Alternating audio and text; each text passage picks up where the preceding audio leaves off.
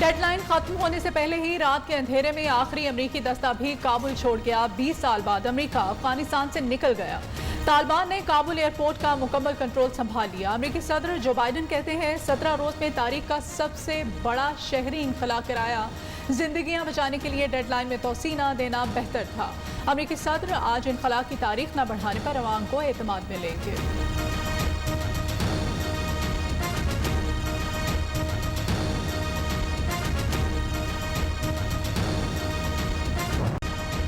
आखिरी अमरीकी फौजी दस्ते के निकलते ही पूरा अफगानिस्तान गोलियों से गूंज उठा। 20 साल बाद इत्तेहादी अफवाज का कब्जा खत्म होने पर हवाई फायरिंग, काबुल की सड़कों पर तालिबान का सजदा शुक्र, खुशी में नारे लगाते रहे।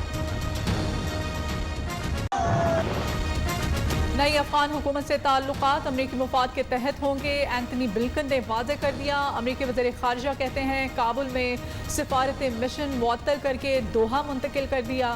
तालिबान से शहरियों के महफूज मुंतकली के वादे की पासदारी कराएंगे। ज़ल्मे खलीलदाद ने कहा अफगानिस्तान का महफूज और खुशहाल मुस्तकबिल तालिबान का इम्तिहान। अफगान शहरियों ने अपने लिए रास्तों का इंतखाब खुद करना है।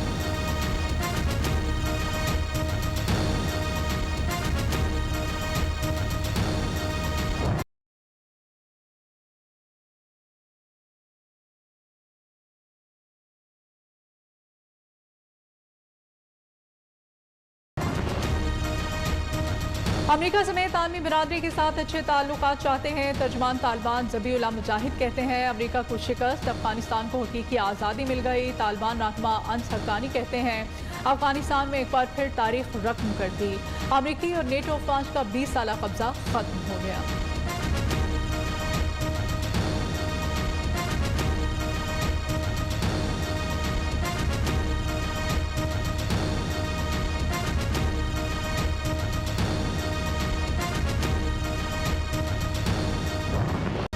तैयारे और मुसल्ला गाड़ियां तालिबान के इस्तेमाल के लिए क्यों छोड़ें?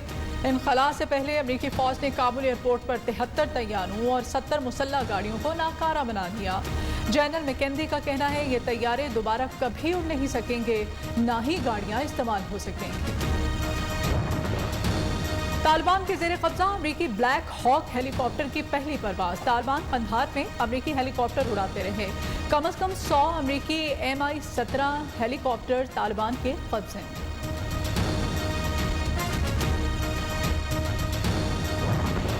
झड़पें और मुज़ाकरात साथ साथ पंजशेर पर कब्जे के लिए तालिबान और मुजाहिदी फोर्सेस में झड़पें जारी। जंगजुओं ने शहर को घेरे में लेकर दाखिली और खारजी रास्ते सील कर दिए। तालिबान पंजशेर के अलावा पूरे अफगानिस्तान पर कब्जा कर चुके हैं।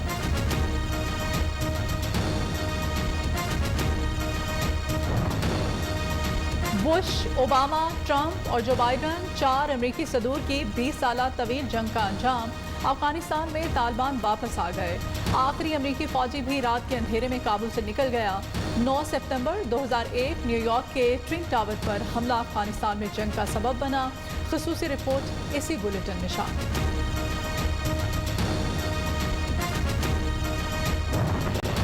कोयटा के इलाके मस्तूंग में CTD का ऑपरेशन, फायरिंग के तबादले के 11 दहशतगर्द हलाक, असलहा और गोला बारूद बरामद। जनूबी वज़ीरिस्तान में बारूदी सुरंग का धमाका, सिपाही वाजिदुल्लाह शहीद। फायरिंग के तबादले में एक दहशतगर्द हलाक हो गया।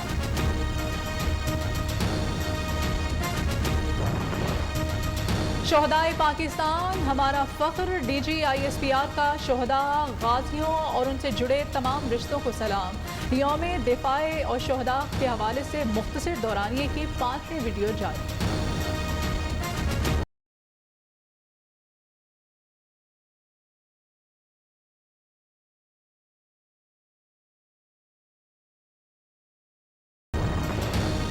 अपोजिशन हुकूमत की मुखालफत में शैतान से भी इत्तेहाद के लिए तैयार है।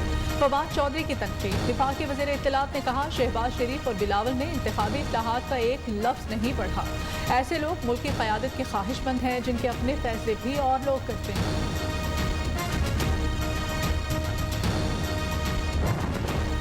PDM के जलसे में पुरानी बातें दोहराई गई, कोई नई बात नहीं हुई। आगा सिराज दुरानी ने कहा पीपल्स पार्टी साथ होती तो बहुत फर्क पड़ता। कोई मजबूत पार्टी किसी तहरीक से निकल जाए तो वो कमजोर हो जाती है। स्पीकर सिंध असम्बली के खिलाफ आमदन से जायद असासाजात केस की समाअत 20 सितंबर तक मुलतवी।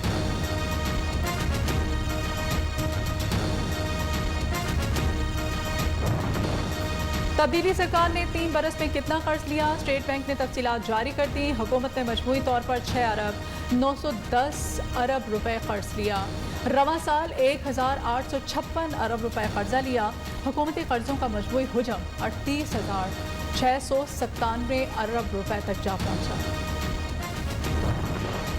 FBR ने टैक्स वसूलियों के मुकर्रर हदफ से ज़ायद रेवेन्यू जमा कर लिया। अगस्त में 400 अरब रुपए से ज़ायद टैक्स इकट्ठा कर लिया गया।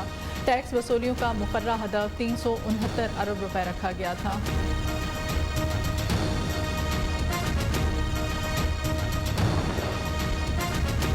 पेट्रोलियम मसनूआत की कीमतों में कमी का इम्कान। पेट्रोल 3.5 रुपए, हाई स्पीड डीजल 5 रुपए फी लीटर कम करने की सिफारिश। शोगरा ने समरी हुकूमत को अरसाल कर दी। हतमी फैसला वज़ीर आज़म देंगे।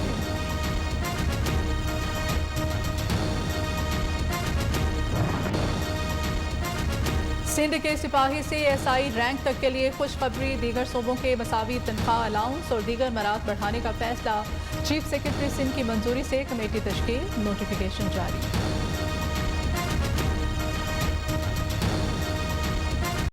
कोरोना की हलाकत खेजियां जारी। मजीद 118 अफराद जाँ बहक। 24 घंटों में 3,838 नए केसेस रिपोर्ट।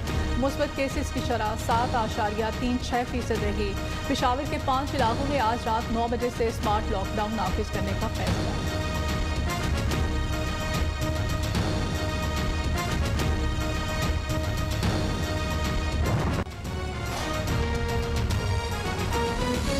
सबके हमरा मीडिया से गुफ्तगू कर रहे हैं।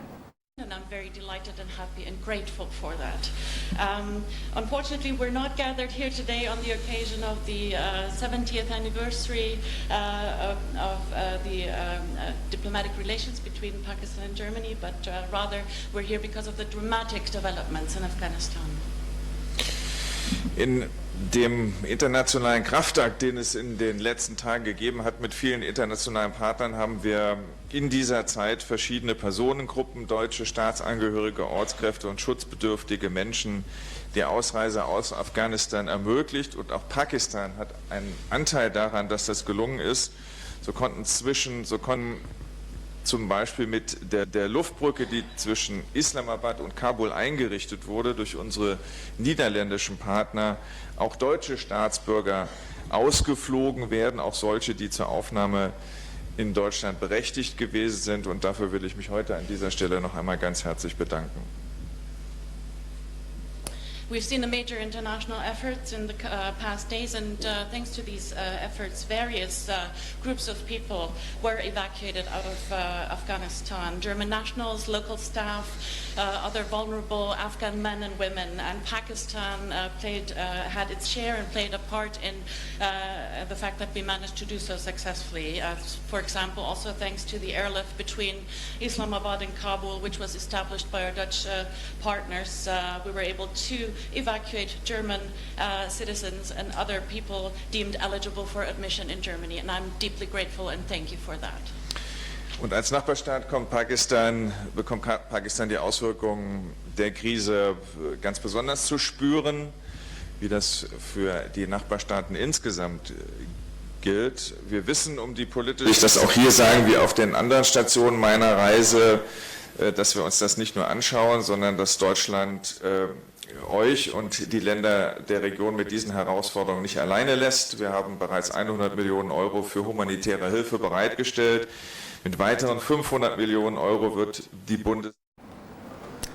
वज़ीर ख़ारिजा शाह महमूद कुरैशी जर्मन हम मनसब के हमरा प्रेस कॉन्फ्रेंस कर रहे हैं।